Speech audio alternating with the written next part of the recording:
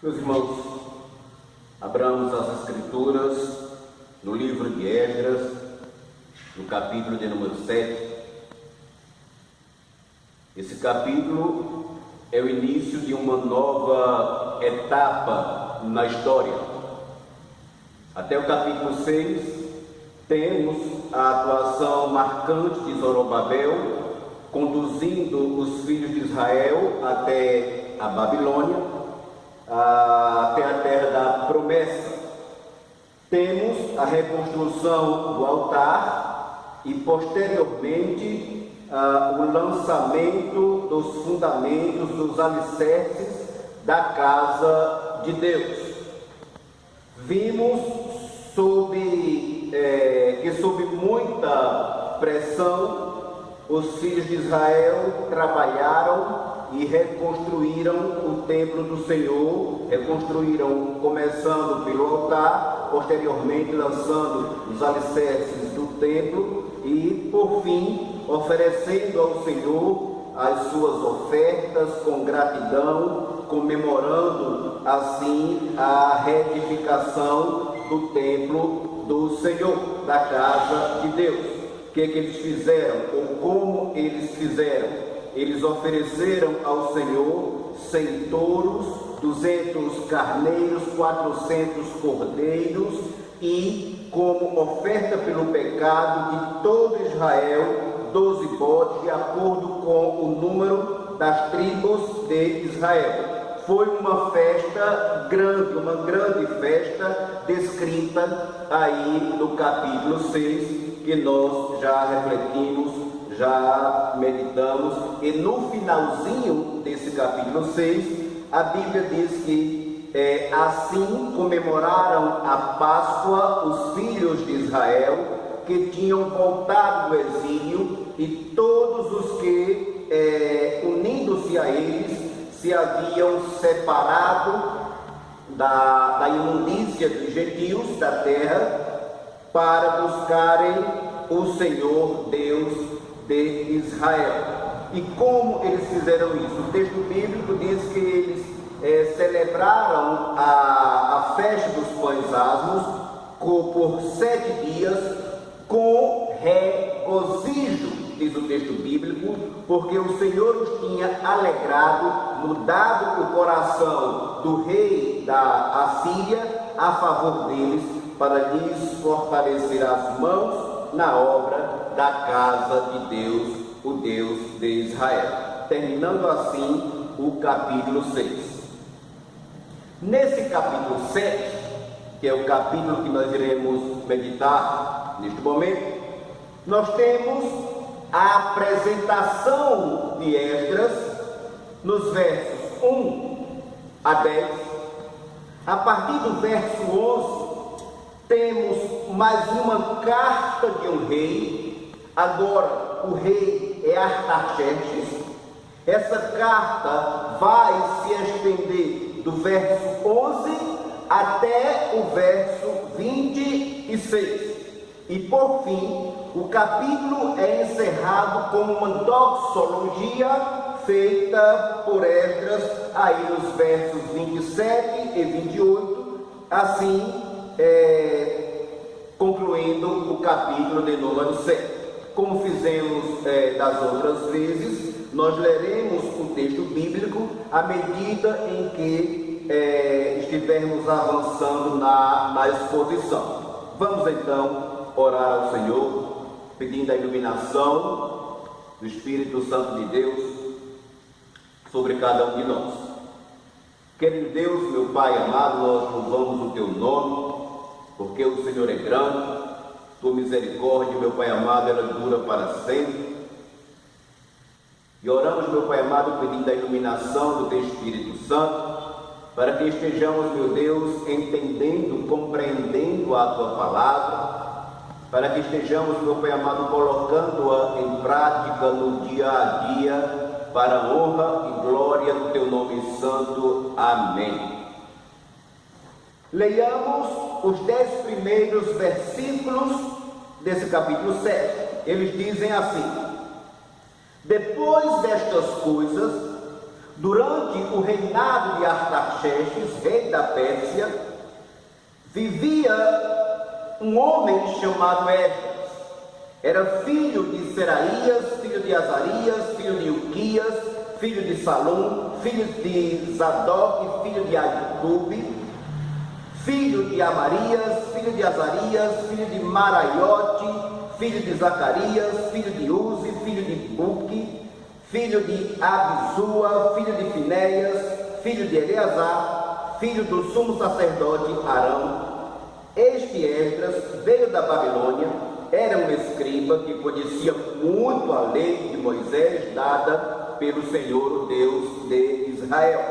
O rei lhe concedera tudo o que ele tinha pedido, pois a mão do Senhor seu Deus estava sobre ele. Alguns dos israelitas, inclusive sacerdotes, levitas, cantores, porteiros e servidores do templo, também foram para Jerusalém no 7º ano do reinado de Artaxerxes. Chegou a Jerusalém no 5º mês do 7º ano desse reino, ou desse reinado. No primeiro dia do primeiro mês, ele saiu da Babilônia e chegou a Jerusalém no primeiro dia do 5º mês, porque a boa mão do Senhor estava sobre ele. Pois Esdras tinha decidido dedicar-se a estudar a lei do Senhor e a praticá-la e a ensinar os seus decretos e mandamentos aos israelitas. Até esse verso número 10. Se você observou atentamente, essa é a primeira vez que temos uma referência ao nome de Esdras. Como já mencionamos, até o capítulo 6, o líder mencionado era Zorobabel. Mas após a dedicação do templo, alguns anos se passaram.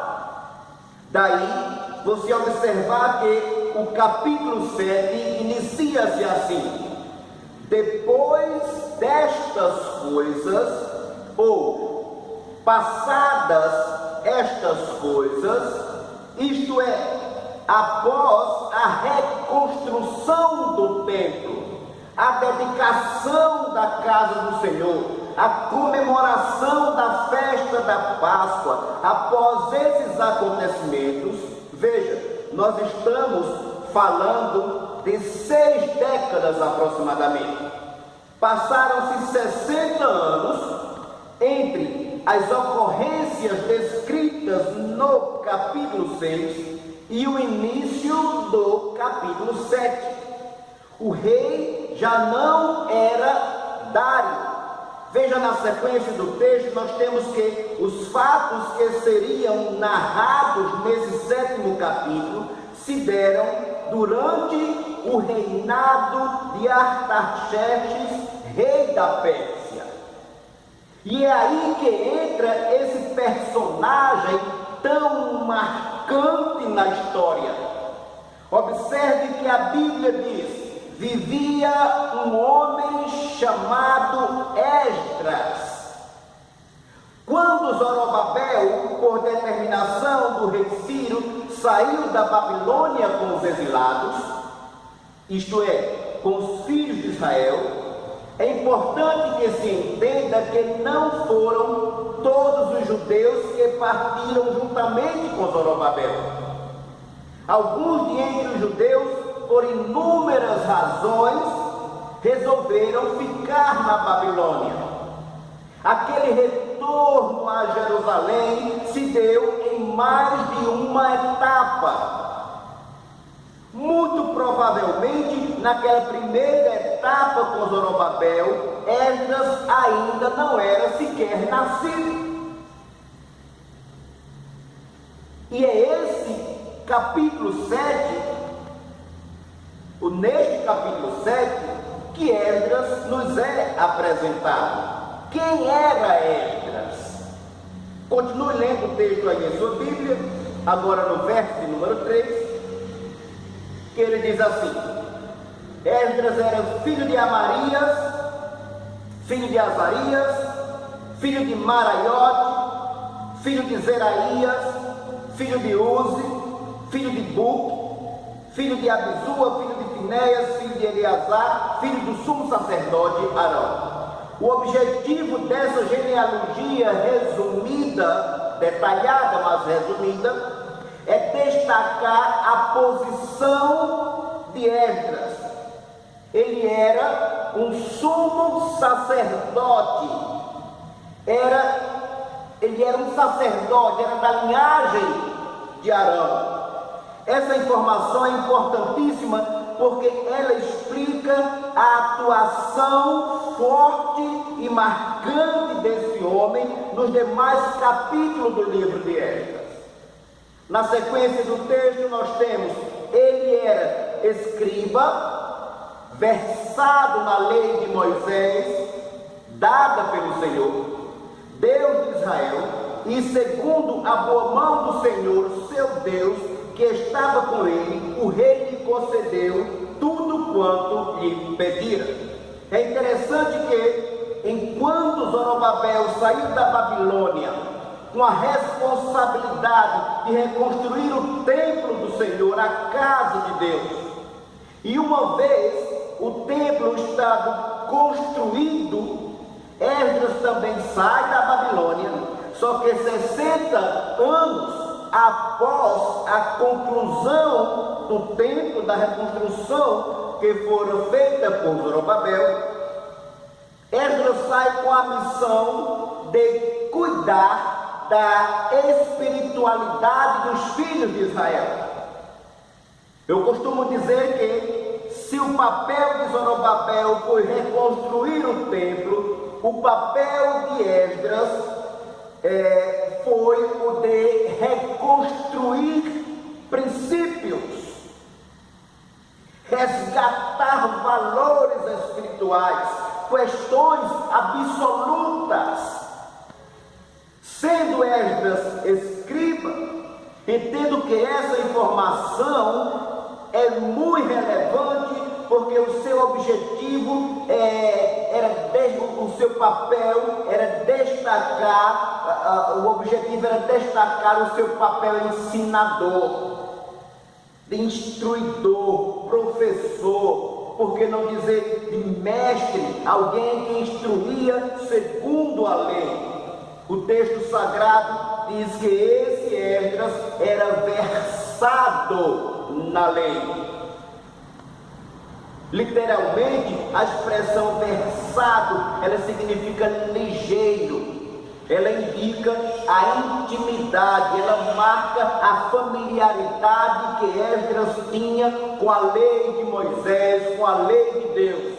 E diz também a boa mão do Senhor, seu Deus, que estava sobre Esdras, estava sobre ele. A indicação de que a boa mão do Senhor estava sobre Esdras é um marco neste livro. Aqui, nesse capítulo, ela aparece 3 vezes. Nesse verso 6, temos: segundo a boa mão do Senhor, seu Deus, que estava sobre ele.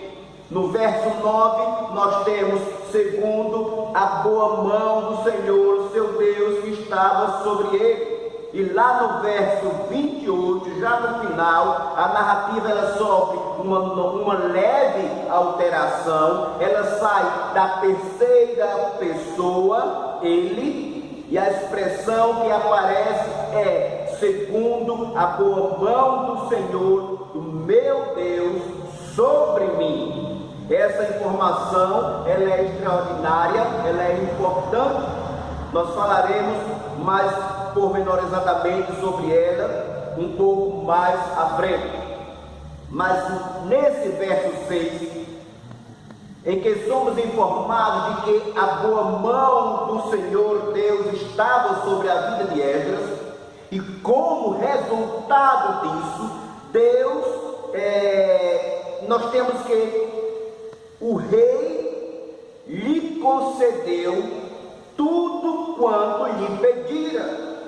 Isto é, ao mesmo tempo em que os versos iniciais desse capítulo 7 apresenta-nos a pessoa de Esdras, O mesmo texto que apresenta Esdras deixa muito claro que a centralidade dos êxitos obtidos, que serão descritos nos versos que se seguirão, nos capítulos também que se seguirão, não apenas nesse capítulo 7, mas em todo o livro, isto é, as vitórias, as conquistas, o reconhecimento de culpa, o voltar-se para Deus em arrependimento, todas essas questões sobre as quais falaremos nos próximos encontros, retiram Esdras do centro da história e coloca a pessoa de Deus ocupando a centralidade que é devida somente a Deus. Daí ser importante você entender que os favores do rei Artaxerxes explicam-se não pela eloquência de Esdras, não pela eloquência que ele possuía, nem por sua versatilidade com relação à lei de Moisés, ou qualquer outra razão que lhe fosse intrínseca, mas tão somente por conta da boa mão do Senhor seu Deus que estava sobre ele. É preciso que se olhe para a narrativa com esses óculos, sob essa perspectiva.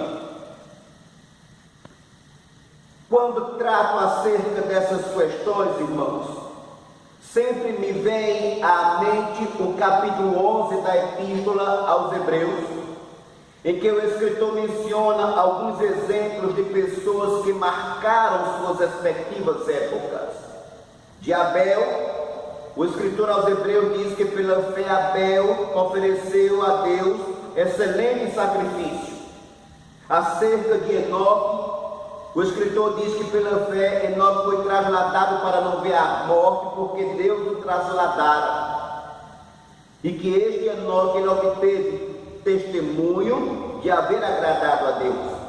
De Noé, temos que ele foi divinamente instruído acerca de acontecimentos que ainda não se viam, e sendo temente a Deus, aparelhou uma arca para a salvação de sua casa e se tornou herdeiro da justiça que vem da fé, e assim por diante. Se você percebe que todas as pessoas ali mencionadas de fato foram verdadeiros exemplos para cada um de nós. Mas não fora Deus, o que seria de Abel? Não fora Deus, o que seria de Noé, Abraão e os demais? Em suma, irmãos, todos eles foram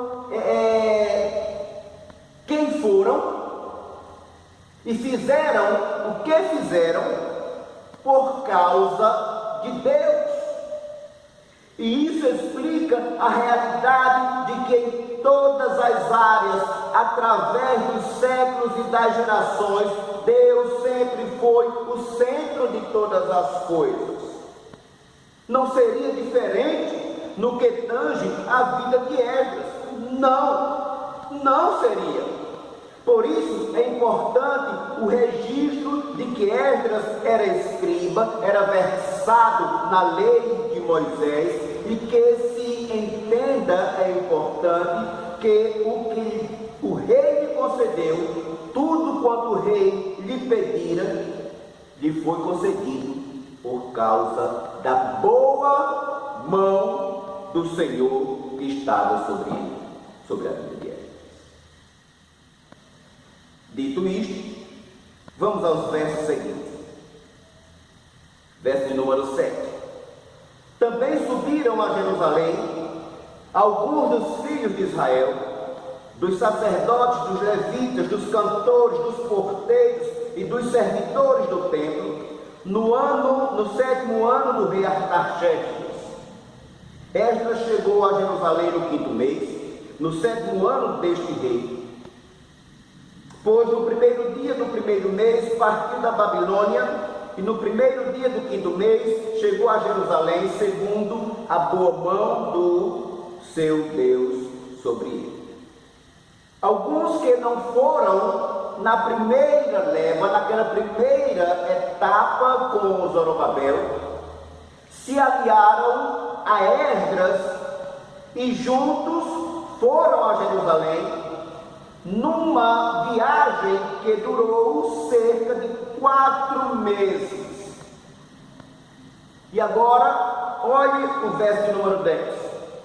Porque Esdras tinha disposto o coração para buscar a lei do Senhor, e para a cumprir, e para ensinar a Israel os seus estatutos e os seus juízos. Aqui temos a síntese de como seria a atuação ministerial de Esdras entre os seus irmãos. Suas decisões seriam respaldadas nessas 3 colunas, nessas 3 pilastras: o estudo da lei, sua prática e seu ensino. Nós veremos nitidamente como essas 3 pilastras estão presentes ou estarão presentes nos próximos capítulos. Passada essa etapa de apresentação de Esdras, temos uma carta do rei Artaxerxes, e essa carta ela vai se estender do verso 11 até o verso número 26. Nós vamos ler esse texto, acompanhe sua Bíblia. Diz o verso 11: esta é a cópia da carta do rei Artaxerxes, que o rei Artaxerxes deu ao sacerdote Esdras, o escribas, das palavras, dos mandamentos e dos estatutos do Senhor sobre Israel. É interessante que essa carta tem certa similaridade com a que foi escrita no passado, por exemplo, com o decreto de Ciro e até com a carta também de Dário. Ela foi escrita assim como as demais em aramaico, e observe que esta diz assim no verso número 12: Artaxerxes, rei dos reis. Isso aqui é uma expressão usada para destacar os reis da Pérsia dos demais reis. Apenas isso. Não tem conotação espiritual. O objetivo do rei não é se colocar acima do Deus de Israel. Não se trata disso. Ele continua. Ao sacerdote Esdras, escriba da lei do Deus ao sacerdote Esdras, escriba da lei do Deus do céu, perfeita paz. Por mim se decreta que no meu reino todo aquele do povo de Israel e dos seus sacerdotes e levitas que quiser ir contigo a Jerusalém, vá. Perceba a semelhança com o escrito de Ciro, que diz assim: quem dentre vós é de todo o seu povo, seja o seu Deus com ele, e suba a Jerusalém de Judá, e edifique a casa do Senhor, Deus de Israel, ele é o Deus que habita em Jerusalém. Muito semelhante. Artaxerxes continua no verso 14: porquanto és mandado da parte do rei e dos seus 7 conselheiros, para fazeres inquirição a respeito de Judá e de Jerusalém, segundo a lei do teu Deus, a qual está na tua mão. Perceba que a missão de Esdras é explicitamente mencionada. Ele cuidaria das reformas concernentes à vida espiritual do povo de Deus, como já mencionamos. E para levares, diz no verso 15, para levares a prata e o ouro que o rei e os seus conselheiros espontaneamente ofereceram ao Deus de Israel, cuja habitação está em Jerusalém, bem assim a prata e o ouro que achares em toda a província da Babilônia, com as ofertas voluntárias do povo dos sacerdotes oferecidas espontaneamente para a casa de Deus, ou de seu Deus, a qual está em Jerusalém. os utensílios que foram tirados do templo por Nabucodonosor seriam levados para o templo de volta. Na verdade, irmãos, não fica tão claro se tratava de uma segunda leva de utensílios ou se eram novos utensílios dados, mas o certo é que Esdras levaria prata e ouro, os utensílios, para a casa do Senhor. Portanto, diligentemente comprarás com este dinheiro novilhos e carneiros e cordeiros, e as suas ofertas de manjares, e as suas libações, e as oferecerás sobre o altar da casa de teu Deus, a qual está em Jerusalém. Veja que assim como na primeira leva foram providenciados as provisões concernentes ao culto, às ofertas, aos holocaustos, os sacrifícios, também o que a ti e a teus irmãos bem parecer fazermos do resto da prata e do ouro, fazei-o segundo a vontade do vosso Deus. Esdras, na verdade, passou a exercer um papel muito amplo, que além de envolver aspectos civis da nação, envolvia, como já mencionamos, providências com relação às coisas espirituais.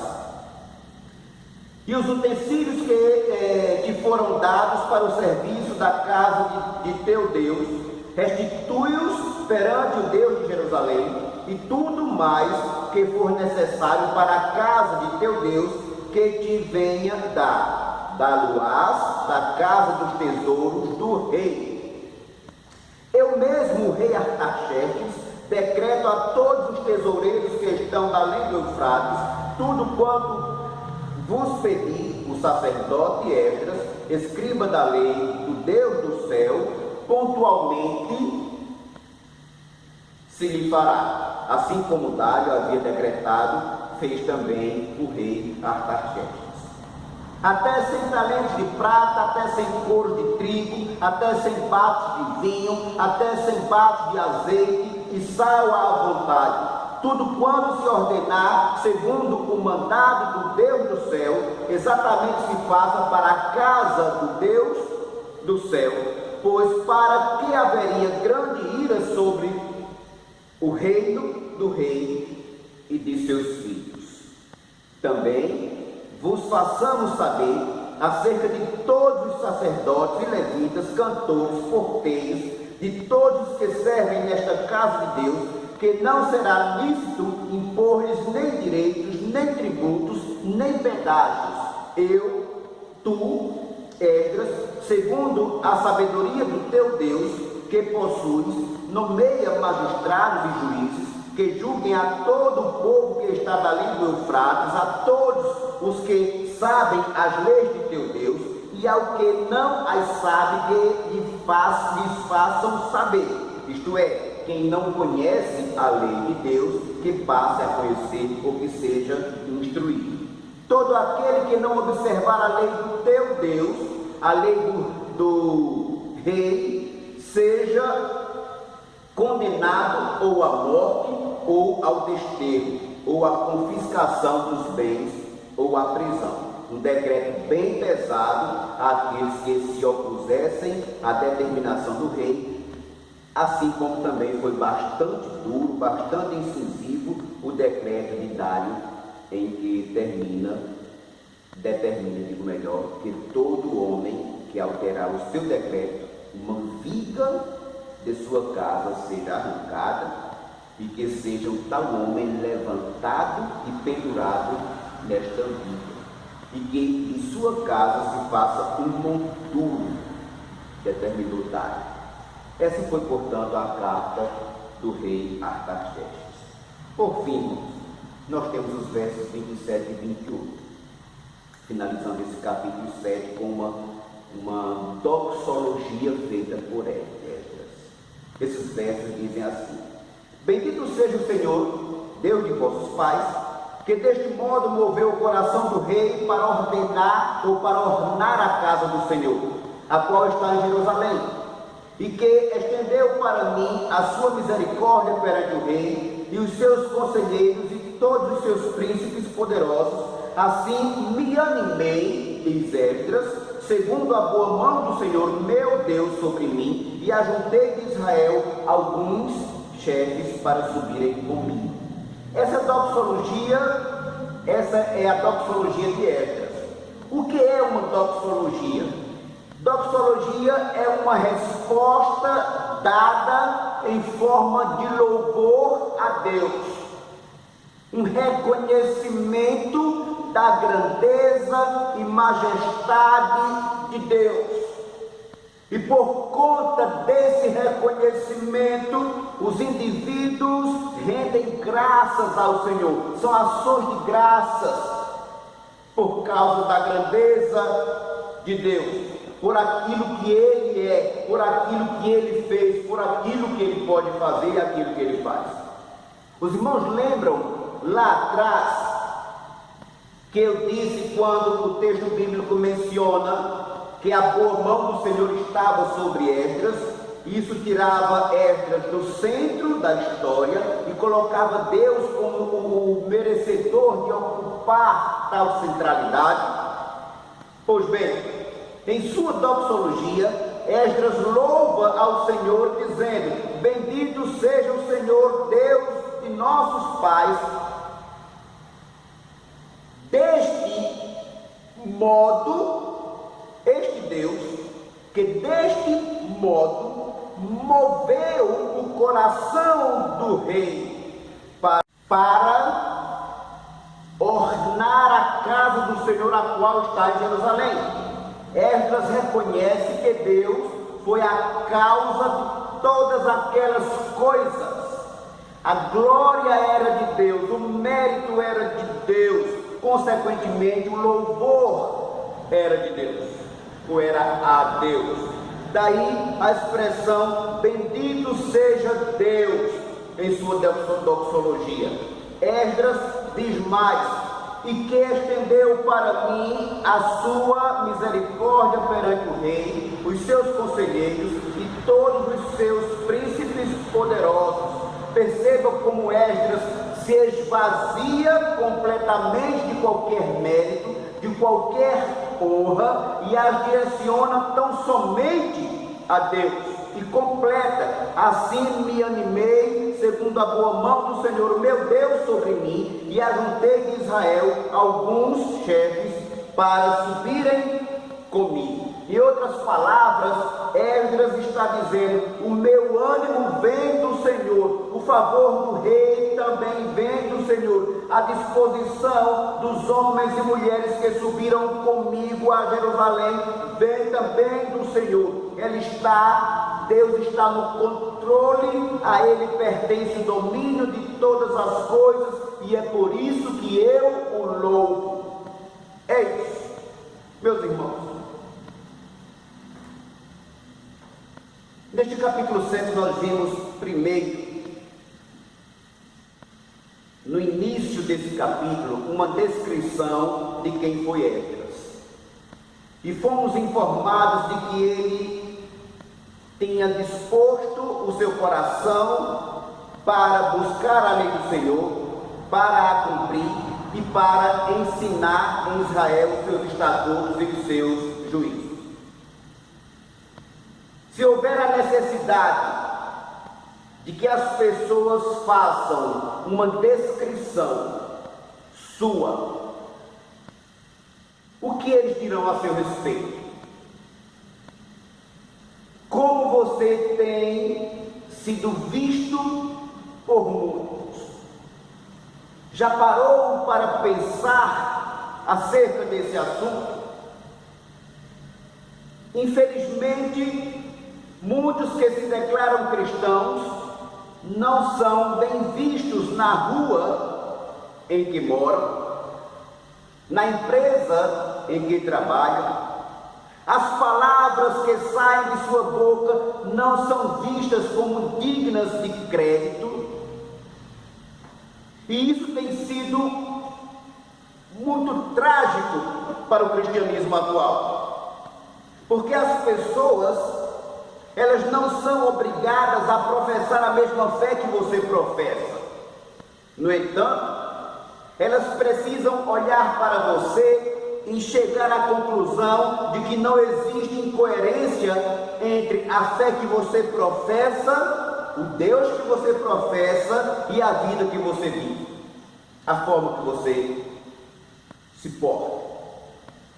Se você é crente, você deve ser considerado, conhecido ou conhecida como uma pessoa que, assim como Esdras, busca a lei do Senhor, ama a lei de Deus, pratica esta lei e ensina os mandamentos do Senhor. Foi para isso que o Senhor chamou os seus, os enviou com a responsabilidade de ensinar todas as coisas que Ele os ordenou. Verifique sua vida. Veja se você está se portando de forma coerente com uma pessoa cristã. É importante que você pense. Se as pessoas forem fazer uma descrição a meu respeito, a seu respeito, o que elas dirão? Verifique sua vida. Saia da mesmice, do conformismo e se disponha o coração para buscar a lei do Senhor, para cumprir a lei do Senhor, para ensinar a lei do Senhor, a palavra de Deus, onde quer que você esteja, os estatutos do Senhor, os juízos de Deus. Nesse capítulo 7, vimos também como Deus usou um rei persa para cumprir os seus propósitos e enviar Esdras com todo o suprimento que lhe era necessário, e como o rei concedeu autoridade a Esdras. No entanto, Esdras tinha consciência de que o rei foi apenas um meio usado por Deus, e de que ele mesmo, Esdras, também seria um meio, um instrumento que Deus usaria a fim de que o seu propósito fosse plenamente cumprido. E isso resultou numa doxologia em que Esdras enaltece o nome de Deus, enaltece a soberania do Senhor, e ele diz assim: Deus moveu o coração do rei, que estendeu para mim a sua misericórdia, que me animou, Deus animou, a boa mão do Senhor me animou. A boa mão dele está sobre mim, sobre alguns chefes de Israel que subiram comigo. Em momento algum, Esdras se engrandeceu. Em momento algum, vemos uma autoexaltação por parte de Esdras. Antes, todo o mérito, toda honra, toda glória, ele as direcionou a Deus. E isso nos faz entender que, para Esdras, Deus era o centro de todas as coisas. Você já parou para pensar que conceito você tem a seu respeito? O que você pensa sobre você mesmo? O apóstolo Paulo, ao escrever a sua carta aos Romanos, ele disse: digo a cada um dentre vós que não pense de si mesmo além do que convém. Igreja, tem muita gente se achando demais, se autogloriando, se canta, se orgulha porque canta bem, se toca, se orgulha porque toca bem, se prega, se orgulha porque prega bem. Muito crente se autopromovendo, louvando a si mesmo, ousando ocupar o lugar que pertence a Deus. A centralidade devida somente ao Senhor. Se você tem feito isso, talvez até sem perceber, não sei, Deus o sabe, mas se você tem feito isso, arrependa-se. Deus não dá a outrem sua glória. Reconheça que se somos algo, somos por causa de Deus. Se fazemos algo, fazemos por causa do Senhor. Se somos, somos para o Senhor. Se fazemos, fazemos para o Senhor. E diante disso, resta-nos apenas adorá-lo, louvá-lo por aquilo que Ele é, por aquilo que Ele tem feito, por aquilo que Ele pode fazer, que Ele fez e que Ele fará. Pense nisso. O que as pessoas dirão a seu respeito, o que elas pensam a seu respeito, como elas lhe descrevem. Mas pense também como você descreve você mesmo, o que você pensa a seu respeito. Que Deus seja glorificado, que o nome do Senhor seja glorificado, a Ele seja a glória eternamente. Amém. Vamos orar ao nosso Deus. Querido Deus, meu Pai amado, louvamos o Teu nome, Senhor, porque a Tua palavra nos instrui, nos orienta, nos ensina. Ela é uma bússola, meu Pai amado, para os Teus filhos, para a Tua igreja. Oramos, meu Pai amado, para que vivamos neste mundo conscientes, meu Pai amado, a todo instante que o Senhor é o Deus que deve ocupar a centralidade em todas as coisas. Oramos, meu Pai amado, para que vivamos neste mundo que está apodrecido pelo pecado, mas vivamos de maneira tal que as pessoas olhem para cada um de nós e consigam, meu Pai amado, detectar o amor que temos por Tua palavra, a dedicação que temos e o empenho por buscar a Tua palavra e por ensinar. Mas oramos também, ó Deus amado, para que jamais haja em nós tamanha ousadia de nos vangloriarmos, de acharmos que somos alguma coisa ou que sabemos que é alguma coisa. E haja em cada um de nós a humildade de reconhecermos, meu Pai amado, que a Tua boa mão está sobre nós. E é por isso que, se somos ou fazemos algo, fazemos por causa do Senhor, em Cristo Jesus. Amém.